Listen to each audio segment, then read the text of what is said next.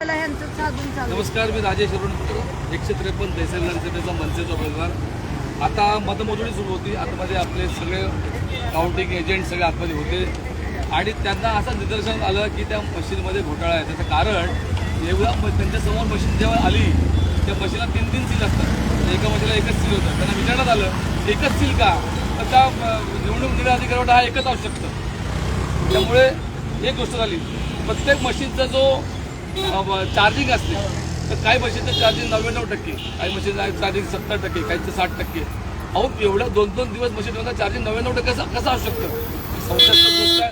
सगळ्यात मोठी गोष्ट, मी जिथे राहतो माझं घर, माझ्या घरात 4 मतं, माझी आई, माझी मुलगी, माझी पत्नी आणि मी. तिथे आम्हाला काही 2च मतं. म्हणजे माझ्या आईनी किंवा माझ्या पत्नीने किंवा माझ्या मुलीने मला मतदानच केलं नाही की मी स्वतःला मतदानच केलं नाही. अशा प्रकारचा सगळं आतमध्ये घोळ आहे. गेले अनेक वर्ष आम्ही राजकारणात काम करतोय. या मतदारसंघामध्ये प्रत्येक माणूस सांगतोय की आम्हाला बदल हवा आहे. आम्ही जो विद्यमान आमदारांना कंटाळलोय ते आम्हाला नको आहे, आम्हाला बदल करायचा आहे. पण मतदान गेलं कुठे? प्रत्येक यादीमध्ये 2-2, 3-3, 9-9, 10 मतं फक्त. आणि आमचे कार्यकर्ते त्यांची घातली मतं नाही मिळाली, असा घोळ आहे. मी ज्या काउंटिंगमध्ये ते भटकले एजंट होते त्यांना मी सांगतो की आपण आपलं मत मांडा. इलेक्शन्स बंद करून टाका. अतिशय संताप आलेले, बंद करा इलेक्शन्स. दरवर्षी हे होणार असेल ना तर अजिबात गरज नाही.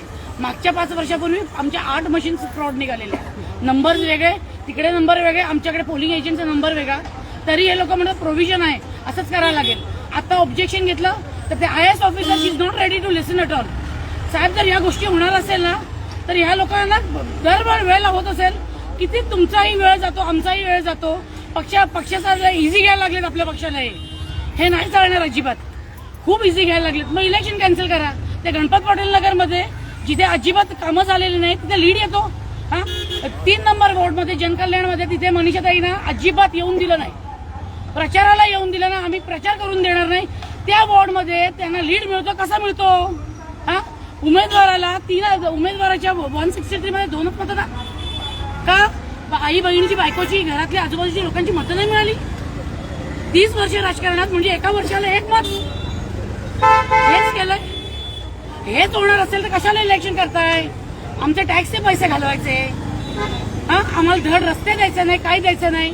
ते हिशोब इलेक्शन एक्सपेंडिचर कार्यालयात त्यांचे कन्सेप्ट क्लिअर नाहीत अजिबात. आज एक रूल लावतात, दुसरा रूल लावतात. यांचं इलेक्शन कमिशन प्रॉपर ट्रेनिंग नाही आहे ना अजिबात. पोलिसांचा गैरवापर करतात हे लोक. IAS ऑफिसर खूप डॉमिनेटिंग आहे आणि I don't think she should be on the table. तिने रिझाईन केलं पाहिजे. अजूनपर्यंत असं नाही झालेलं कधी कुठल्या ऑफिसरला कोणी असं बोललेलं आहे. पण मी ॲज अ पब्लिक म्हणते ती IAS officer she should resign. मला नाही माहिती ती जर एवढ्या मोठ्या पोस्टवर आहे ना तर शी शुड मेंटेन अ डिग्निटी. नाही करत तिथे. स्पष्ट मत आहे. या सगळ्याच्यामध्ये घोळ झालाय. मनसेला मतदान स्वतः माझ्या घरी आमची 4 मतं इकडे बघा जनकल्याणमध्ये 10 पैकी फक्त 2च मतदान होईल.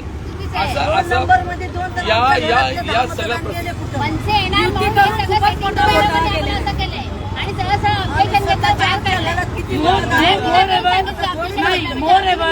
हे लोक 4-4 पक्ष, 3-3 पक्ष एकत्र येऊन लढतात.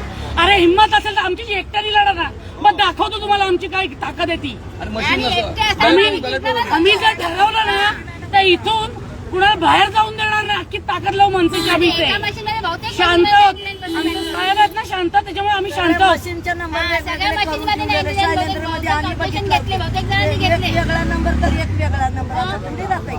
अतिशय लोकशाहीला कलंक आहे आणि आम्हाला दुर्दैवी वाटतं जिथे आम्ही राहतो त्या ठिकाणी 2-2, 6-6 मतं. मला वाटतं हे एक्सप्लेन जर केलं तर बरोबर. PPHS चला एक्सप्लेन करे. असं थोडी होते की एकाच्या घरात 10-20 मतदानाची कुठे गेले? PPHS शाळा आहे तिथे आमचं महाराष्ट्र नवनिर्माण सेनाचे कार्यालय. तिथे फक्त 5 मतं. लोक स्वतः बोलले यावर्षी की आम्ही मनसेला दिलेलं मतं. मग तिथे फक्त 5च करून आम्हाला सांगलं. जनकल्याण नगरमध्ये मनीषा चौधरीला काय कॅम्पेन करायला नाही दिले. तिथे फक्त लीड कसं काय येतात त्यांचं. आणि अख्ख्या शिवसेने लोकांनी पण मनसेला मतदान केलं. ते मतं गेले कुठे?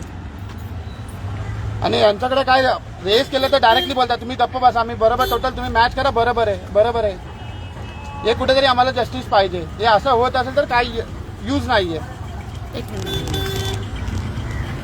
माझं ना आव्हान आहे, सोशल मीडियामध्ये खूप पॉवर आहे. जेवढी पॉवर आज प्रेसमध्ये, प्रिंट मीडियामध्ये, इलेक्ट्रॉनिक मीडियामध्ये पण नाही, ती पॉवर सोशल मीडियामध्ये. Let the people know what is going on here, what is going on with the democracy of India. Let the people know now. Okay. एजंटला कसं माहिती की आम्हाला एवढेच मिळणार आहेत करून, म्हणजे सेटिंग होतं कोणाला माहिती की आम्हाला एवढं मिळणार आहे. आधीपासून सांगतात आम्हाला एवढी मतं मिळणार आहेत करून. आधीपासून सेकंड राऊंडला त्यांनी सांगितलं 6,000 लीड पुढे, 10,000 लीडने पुढे. कसं काय लीड पुढे त्यांना, लीड त्यांची कशी काय पुढे? आणि स्वतःहून पण आम्हाला 450 मिळणार, आम्हाला 300 मिळणार, आम्हाला 200. भाजपचे एजंट स्वतःच सांगतात की लीड पुढे, 10,000 लीड पुढे. कसं काय? आम्ही काय काय मेहनत केलं, किती किती अतिशय दुर्दैवी लोकशाहीला कलंक आहे. त्यामुळे आम्ही सगळ्यांनी बॅकआउट केलेलं आहे. तर मी स्वतःच सांगितलं की तिथे बसून का उपयोग नाही, आम्हाला जेलमध्ये टाकण्याची भाषा करतात. त्यापेक्षा म्हटलं आपण बाहेर पडूया. आणि जे घडलंय सगळं ते चुकीचं आहे, लोकशाहीला कलंक आहे. त्यामुळे आम्ही या फेसबुकच्या माध्यमातून पुढे आलो. त्याचं कारण की लोकांना कळू द्या की नेमकं काय घडतंय आतमध्ये ते. त्यामुळे नमस्कार, जय हिंद, जय महाराष्ट्र.